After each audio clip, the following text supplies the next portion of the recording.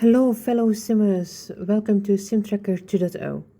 In this video, I'll explain how to create backups and export your data. Before we begin, it's important to understand that there are two ways to create a backup of your SimTracker2.0 data.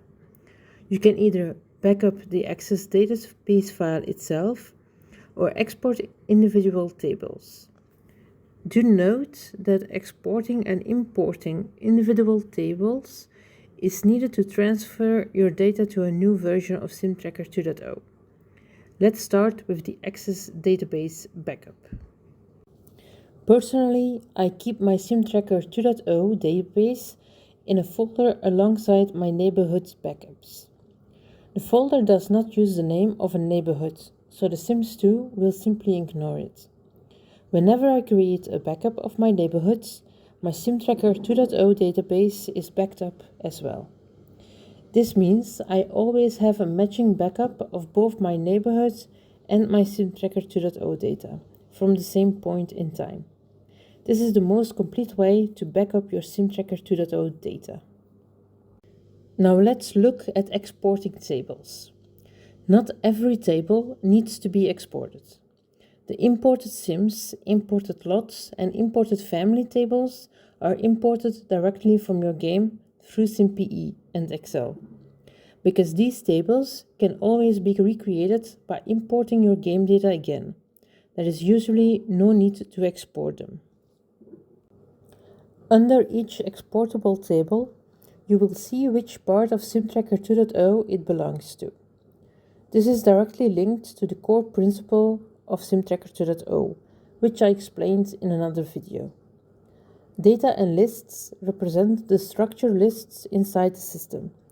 If something changes here, you will notice it in the SimTracker2.0 section. Then there are the Sims tables.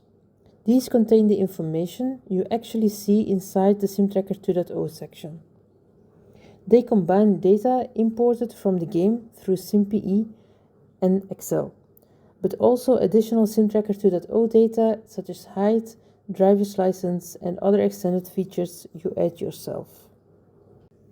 These Sims-related tables can also be exported. Keep in mind that exported Excel files can be modified, but you should only do this if you know exactly what you're doing. Otherwise, you risk breaking functionality when importing them back. And one more thing. Always make a full backup of your Access database, not just exports. This is your fastest recovery option if something goes wrong. I cannot stress that enough. To export data, select the tables you want to include. You can select them one by one or use the Select All and Deselect All buttons to manage everything quickly. Once selected, click the button to export the tables. SimTracker2.0 will create Excel files containing the selected data. These files can be used as an additional backup or when transferring data between different versions of SimTracker2.0. That's it for now. I'm Sims2ID. Keep simming and I'll see you in the next video.